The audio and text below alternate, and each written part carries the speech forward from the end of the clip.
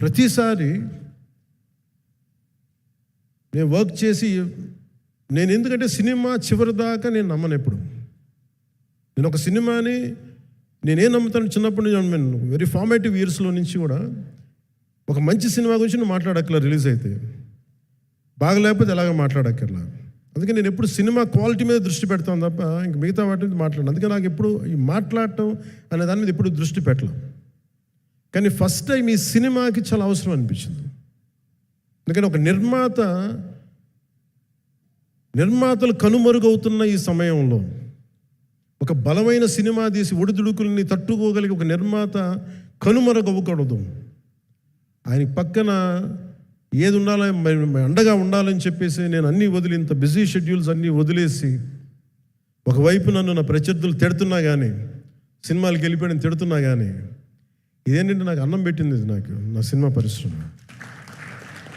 అంటే ఇక్కడున్న మిత్రులందరూ కూడా చాలామందికి నేను ఇండివిజువల్ ఇంటర్వ్యూస్ ఇచ్చాను. నేను చాలాసార్లు నాగేంద్ర కానీ మీరు కానీ చాలామందికి, వీళ్ళందరికీ చాలామందికి నేను వ్యక్తిగతంగా తెలుసు.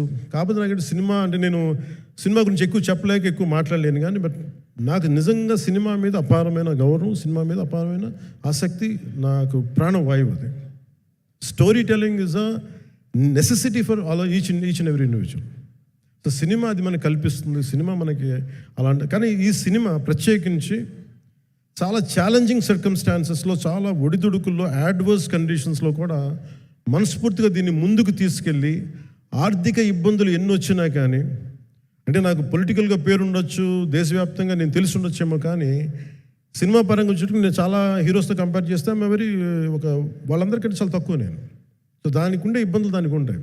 మిగతా వాళ్ళకి బిజినెస్ అయినందుకు నాకు బిజినెస్ అవ్వదు, వాళ్ళకి వచ్చినందుకు నాకు రాకపోవచ్చు. ఎందుకంటే నా దృష్టి, నా కాంపిటేటివ్నెస్ ఎప్పుడు నేను సినిమాల మీద పెట్టలేదు. నేను ఇప్పుడు సొసైటీ పొలిటికల్ ప్రాసెస్ పెట్టాను, కానీ ఎప్పుడు సినిమా మీద నేను ఎంత ఉండాలనేది నేను ఎప్పుడు పెట్టలేదు. నేను ఎప్పుడు చాలాసార్లు మన నాగేంద్ర కానీ మిగతా మన సూపర్ హిట్ మన కీర్తిశేషులు బిఆర్ రాజు గారు చనిపోయారు, ఇంటర్వ్యూస్లో కూడా ఉంటుంది. ఈ చిత్ర పరిశ్రమ చాలామంది హీరోస్ ఉంటారు, వాళ్ళలో నేను వన్ ఆఫ్ ది హీరో అంతే. నాది ఒక సంవత్సరంలో ఒక ఫ్రైడే, ఒక థర్స్డే రిలీజ్ అవుతుంది అంతే, అంతకుమించి తప్ప ఇది అందరి పరిశ్రమ, అందరూ రావాలి అలాంటిది నేను కోరుకునేవాడిని నేను. సో దాంట్లో భాగంగా రత్నం గారు లాంటి నిర్మాత బతికుండాలి, రత్నం గారి నిర్మాతకి ఇబ్బందులు కలగకూడదని చెప్పి లాస్ట్ మినిట్లో ఇంక చూసిన తర్వాత I stepped in to it. నేను భుజాల మీదకి తీసుకున్నాను ఇది.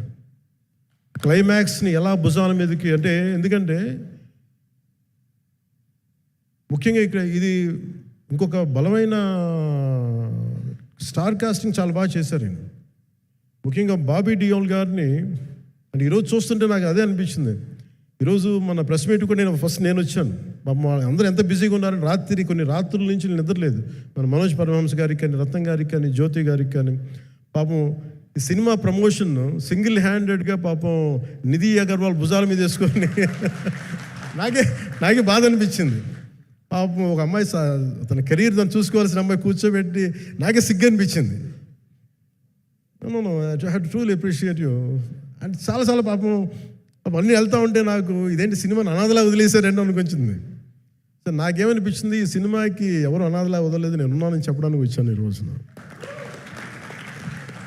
ఎందుకంటే నేను కోట్లాది మంది ప్రజలకి అండగా ఉండేవాడిని, దేశంలో ఉండే సమస్యలకి స్పందించేవాడిని. అలాంటిది తెలుగు సినిమాకి, నా సినిమాలకి మీకు తెలుసు గతంలో ఎన్నిసార్లు ఇబ్బందులు పెట్టారు.